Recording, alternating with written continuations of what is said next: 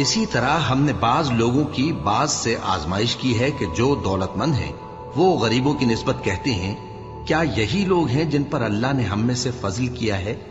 क्या अल्लाह शुक्र करने वालों से वाकिफ नहीं? और जब तुम्हारे पास ऐसे लोग आया करें जो हमारी आयतों पर ईमान लाते हैं, तो उनसे कहो सलामुन अलैकुम। तुम्हारे रब ने अपनी जात पाक पर रहमत को लाजिम कर लिया है कि जो कोई तुम में से नादानी से कोई बुरी हरकत कर बैठे, फिर उसके बाद तौबा कर ले और नेकुकार हो जाए, तो वो बख्शने वाला है, मेहरबान है।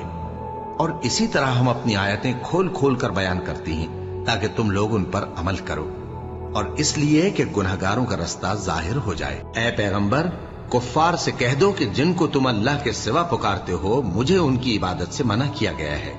ये भी कह दो कि मैं तुम्हारी ख्वाहिशों की पैरवी नहीं करूंगा, ऐसा करूं तो गुमराह हो जाऊं और हिदायत याफ्ता लोगों में